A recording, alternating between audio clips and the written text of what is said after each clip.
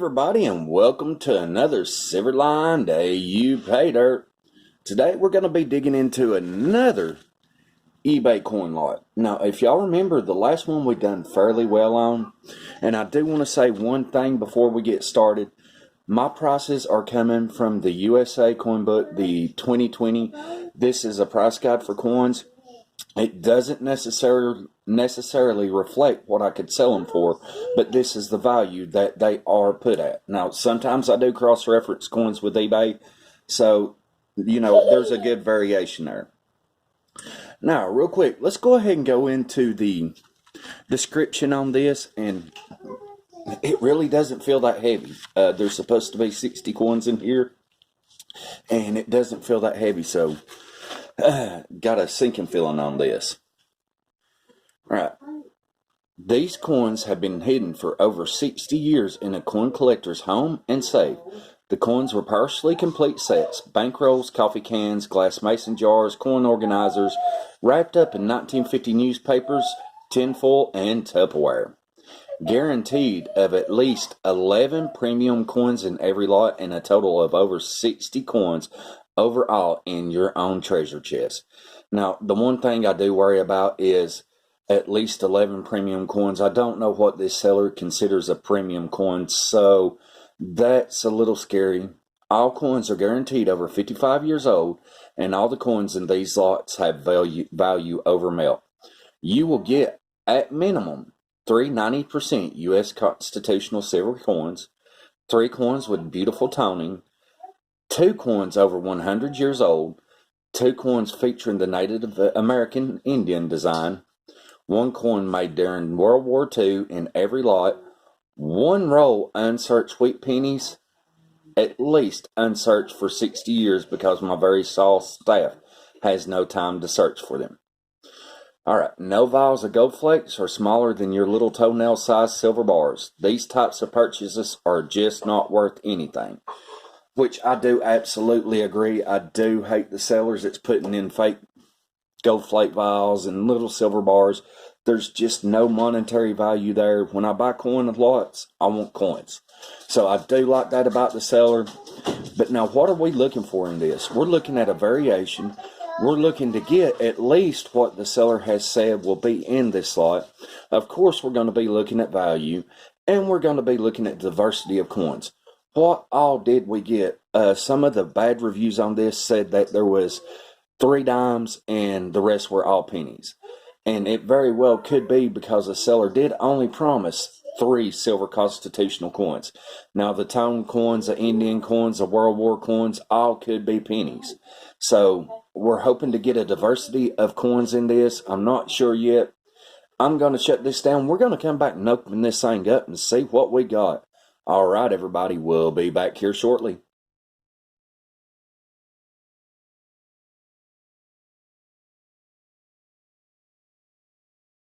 All right, everybody, we are back. Let's open this up and see what we got.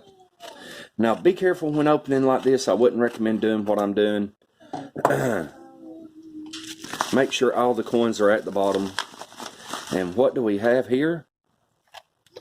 A little tin can. Our very own treasure chest to open, I do say. I do kindly like that. It's something neat. Probably not the best for putting the coins in. You would worry about them kind of getting beat up and banged up, the edges damaged. But let's open her up and see what we got. Alright.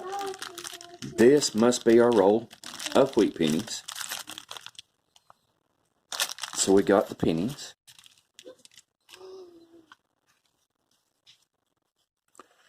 We've got pennies. There's our World War penny, the steel cent. So we got more pennies.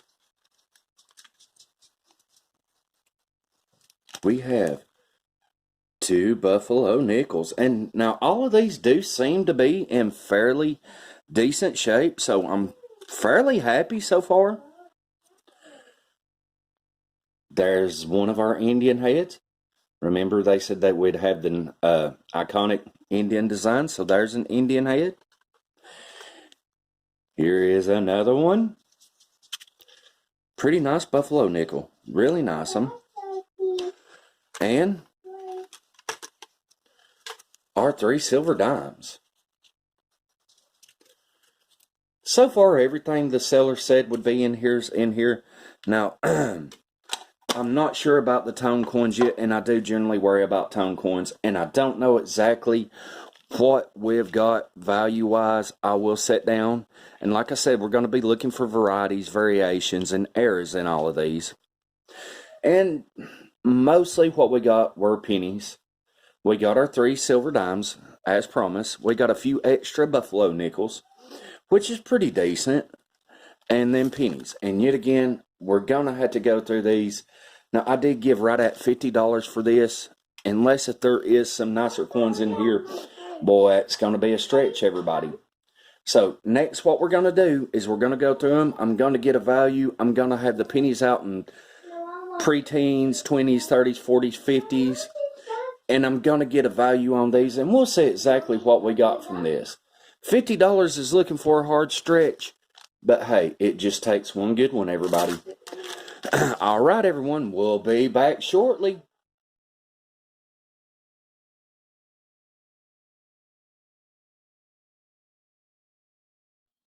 All right, everybody, welcome back to the exciting conclusion of this AU Pay Dirt coin lot. Now, before we finish this review, I want to let everybody know that this is specifically my opinion of what I received in this lot. It is an opinion.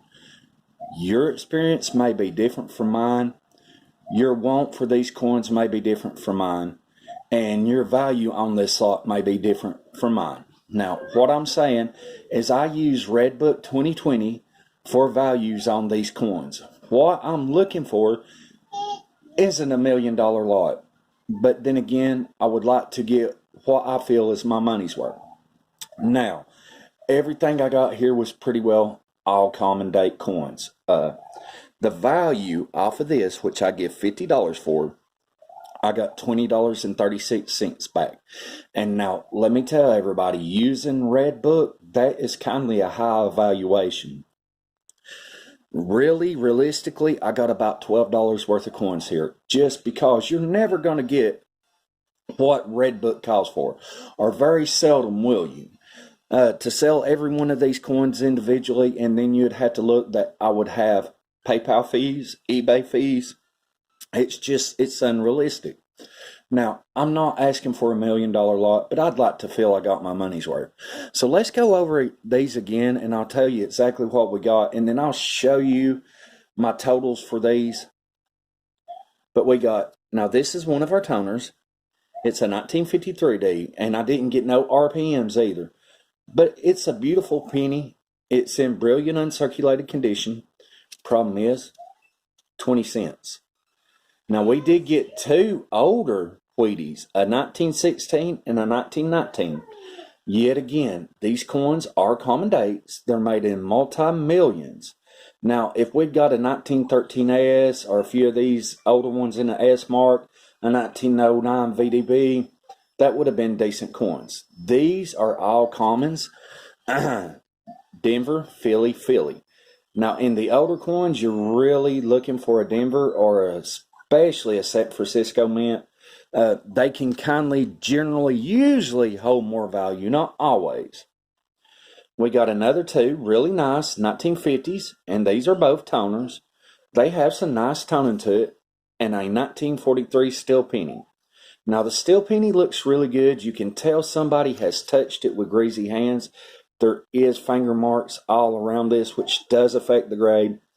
Yet again, these were mass produced. They are common coins, and they don't hold a lot of numismatic value, so not that great. Now, for one of the better coins, a 1906 Indian head, which this would grade at a good G4 to very good 8.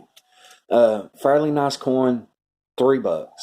But this is one of the nicer coins I got. Then we go into the dimes. We did get our 3 constitutional silver dimes, a 1962, a 1964D, and a 1920. Now, the 1964D does have a double die variety. We unfortunately didn't get that, or that one coin would have made this whole lot worth it. But unfortunately, these are all commons, mostly $1.50 to $1.75 a piece. You can pick these up in this condition, $1.75, $2 all day. Matter of fact, I went today and got a bunch of them that was actually less than that with the same conditions. So now we move on to the Buffalo nickels. The best Buffalo nickel I had was a 1936. It would grade very good, 8. Pretty nice coin. Yet again, not a whole lot of value, everybody. You're looking about $2 to $2.35 in this grade. Yet again, these are all common date coins. These are fillies. Along with these are fillies, and they would grade at a good 4. Just barely visible on the date. Yet again, no mint marks to either one of them. They might go very good, but common date. Now let's move to the Wheaties. All of these were commons. Every one. There was nothing below a 1930. Now there is some varieties in the years that was in here, but unfortunately we didn't get none of them. So the wheat pennies in all equaled up to be right at $2.33 for all 50 of them. And I did individually price and grade each one. If we got a 1931S, 1931D, if we would have got one of the double dies, if we would have got something semi-key, it would have made this whole lot. Unfortunately, we didn't. Now, total value I give for this whole lot, yeah, here it comes. $48.96 with free shipping, so a total of $48.96. What did I get in return off all these? $20.83. Yeah, I mean, to me, that's poor, considering my last lot was really, really great. So, but now, $20, I give $48. Here's the thing. The seller is amazing. Why is that? Because he lived up to his word. He says if you're not 100% completely satisfied with it, return it for a full refund. Well, it's been 3 or 4 weeks since I bought this, so I just broke into it, and I contacted the seller, and he's allowing me to send it back for a full refund. That is the marks of a good seller. Now, did I like the lot? Did I like the coins? No, I didn't. But I love the customer service. That means a lot to me, because I could be stuck with this for $48. Not the best situation, especially in my eyes. Now, y'all, some of y'all out there, and I know that there is difference in opinions. That's why this review is my opinion. To me, these are all commons. Nothing I really need or nothing that excites me. They are some beautiful coins. There are some great coins to be had. To me, they was over-evaluated. Therefore, I am sending this lot back. I hate to say to do it, but I mean, the money isn't there for me. Now, I want to say thank you very much for sticking with me, everybody. And yet again, this is my opinion. And opinions like y'all know what. Everybody has one, and most of them stink. So this review is solely my opinion and the Redbook value. Now, that being said, let's talk Redbook value. What Redbook value is never what I could get out of these coins. But I like to go basis on what a book value is on these to do my reviews.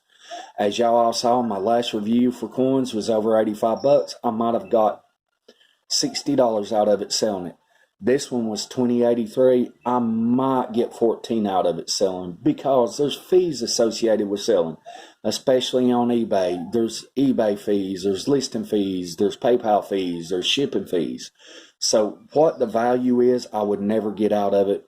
But as a collector, that's what I like to base everything on, because most of this stuff I don't get rid of. It goes in a book and goes in a collection. Yet again, there was some beautiful pennies in here. Very beautiful. Look at that gold toner. I mean, that is a absolutely amazing penny. But it's common. I wasn't searching for common coins, and I do know that value is stretched out over this whole lot. So it's not like you're going to get a $40 coin and a few 30-cent coins. That generally don't happen. But I would like to see a value better than 1/3 of what I give for it. Now, that being said, everybody, yet again, customer satisfaction is through the roof. I didn't expect him to let me send this back, and I am very gracious that he did. So, y'all may love this one yet again. That's my opinion and my opinion only. But there's what you had in this lot. There's what Redbook value was on it. And I hope y'all's enjoyed this. We have something really cool. I found some coins in the unlikeliest of places, everybody. We're going to do a review on that, see what we get. And we'll be back here with another AU adventure. Until next time, may your pans be full, your smiles be golden, and your clouds be silver lined.